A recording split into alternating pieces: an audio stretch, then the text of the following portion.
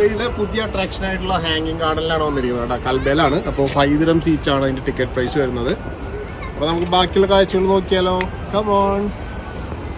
ദുബായിനൊരു സെൻറ്ററായിട്ട് എടുക്കുകയാണെങ്കിൽ 120 കിലോമീറ്ററോളം ഡിസ്റ്റൻസ് ഉണ്ട് കേട്ടോ ഷാർജ കൽബയിലുള്ള ഹാങ്ങിങ് ഗാർഡനിലേക്ക് എത്താനായിട്ട്. എൻട്രൻസ് ഫീസ് വന്നിട്ട് 5 dirhams വരുന്നുണ്ട് കേട്ടോ. അതേപോലെ പാർക്കിങ്ങിനും 5 dirhams. ഞങ്ങൾ പോയ സമയത്ത് താഴെ മാത്രമേ പാർക്കിങ്ങിൻ്റെ ചാർജ് എടുത്തിരുന്നുള്ളൂ. മേലെയാണ് ഞങ്ങൾ പാർക്ക് ചെയ്തിരുന്നത്. അതായത് ഹില്ലിൻ്റെ താഴെയും മേലെയായിട്ട് പാർക്ക് ചെയ്യാം. ഞങ്ങൾ മേലെ പാർക്ക് ചെയ്തപ്പോൾ പാർക്കിംഗ് ചാർജ് ഞങ്ങളതിൽ നിന്ന് ഈടാക്കിയിരുന്നില്ല കേട്ടോ.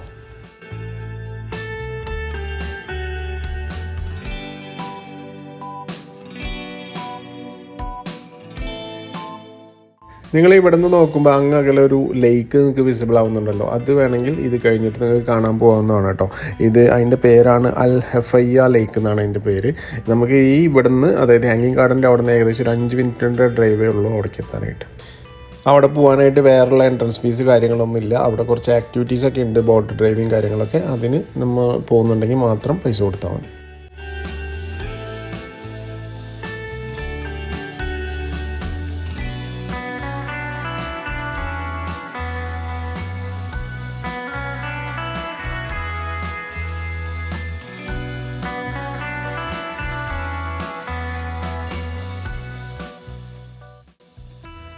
കാർ മേലെ പാർക്ക് ചെയ്യുമ്പോൾ ഇത്രയും സ്റ്റെപ്പ് താഴേക്ക് ഇറങ്ങി നടക്കേണ്ടതായിട്ടുണ്ട്. മേലെ നിന്നുള്ള ഒരു വ്യൂ ഗംഭീരമാണ്. അതിന് വേണ്ടിയിട്ട് മേലെ പാർക്ക് ചെയ്യുന്നതാണ് നല്ലത്. കാലിന് വേറെ ബുദ്ധിമുട്ടൊന്നുമില്ല, നടക്കാനൊക്കെയാണ് ബുദ്ധിമുട്ടില്ലാത്തവരാണെങ്കിൽ ഓക്കെയാണ്. ഇല്ലെങ്കിൽ താഴെ പാർക്ക് ചെയ്യുന്നതാണ് നല്ലത്. ഇനി ഇവിടെ വന്നാൽ എന്തൊക്കെയാണ് കാണാനുള്ളതെന്നൊന്ന് നോക്കാം. ഇപ്പോൾ മൗണ്ട് സൈഡ് പാർക്ക്, അതേപോലെ ലാൻഡ്സ്കേപ്ഡ് ആയിട്ടുള്ള ഗാർഡൻസ്, പിന്നെ ആർട്ടിഫിഷ്യൽ ആയിട്ടുള്ള ഒരു വാട്ടർഫാൾ ഉണ്ട്. പിന്നെ ഫാമിലിക്കൊക്കെ ഇരിക്കാൻ പറ്റിയ സ്ഥലങ്ങളൊക്കെ ഉണ്ട്. പിന്നെ സ്കേറ്റിംഗ് ഒക്കെ ചെയ്യാൻ പറ്റിയ കുട്ടികൾക്കോ അല്ലെങ്കിൽ വലിയവർക്കൊക്കെ സ്കേറ്റ് ചെയ്യാനുള്ള ഒരു പാർക്ക്, ഒരു സ്പെഷ്യൽ ഏരിയ വെച്ചിട്ടുണ്ട്. പിന്നെ ഒരു റെസ്റ്റോറൻ്റ് ഉണ്ട്. കുട്ടികൾക്കൊക്കെ കളിക്കാനുള്ള പാർക്കും ഉണ്ട് കേട്ടോ. 100,000-ഓളം മരങ്ങൾ ഇവിടെ വെച്ച് പിടിപ്പിച്ചിട്ടുണ്ടെന്നാണ് പറയുന്നത് കേട്ടോ. അപ്പോൾ കാണുമ്പോൾ തന്നെ ആ ഒരു പച്ചപ്പ് നമുക്ക് ഫീൽ ചെയ്യുന്നതാണ്. ഹാങ്ങിങ് ഗാർഡൻ്റെ ടൈമിംഗ് വന്നിട്ട് 24 hours a day ഓപ്പൺ ആണെന്നാണ് പറയുന്നത്. എങ്കിലും ചില സമയത്ത് ഡിപ്പെൻഡ്സ് ഓൺ ഒക്കേഷൻസ് ടൈമിംഗ് മാറുമെന്നും പറയുന്നുണ്ട്. അതുകൊണ്ട് നിങ്ങളൊന്ന് കൺഫേം ചെയ്യണം.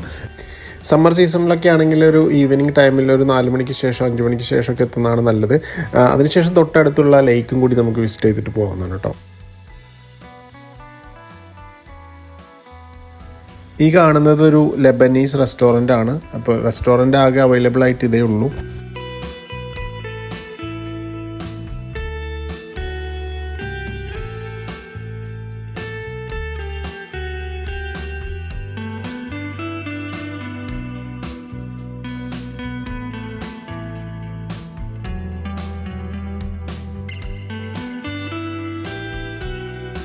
ഈവനിങ് ടൈം ഏകദേശം ഒരു 6:30 സമയം കഴിഞ്ഞിട്ടുണ്ട്. അപ്പോൾ ഞങ്ങൾ അവിടെ നിന്ന് ഇറങ്ങി അൽ ഹഫയ്യ ലേക്കിലേക്ക് പോകാൻ വേണ്ടിയിട്ടാണ്. ഇത് ഞങ്ങൾ ഹാങ്ങിങ് ഗാർഡൻ്റെ ജസ്റ്റ് ഓപ്പോസിറ്റ് തന്നെ റോഡ് ക്രോസ് ചെയ്താൽ കാണുന്ന ഒരു ലുക്കാണ് ഫസ്റ്റ് കണ്ടത്. ഇനി നമ്മൾ ലേക്കിൻ്റെ അടുത്തോട്ട് വരണമെങ്കിൽ നമ്മൾ കാറിൽ ഏകദേശം ഒരു 5 minutes ഡ്രൈവ് ചെയ്ത് വരേണ്ടതായിട്ടുണ്ട്.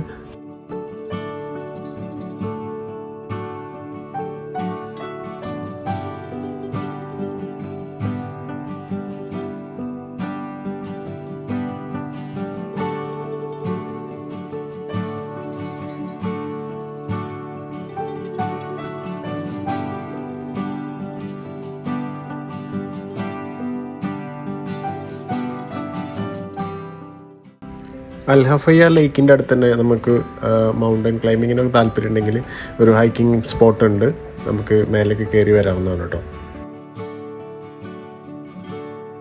അപ്പോൾ മുന്നേ പറഞ്ഞ പോലെ അൽ ഹഫയ്യ ലേക്കിലോട്ട് വരാനായിട്ട് പ്രത്യേകിച്ച് എൻട്രൻസ് ഫീസോ കാര്യങ്ങളൊന്നുമില്ല.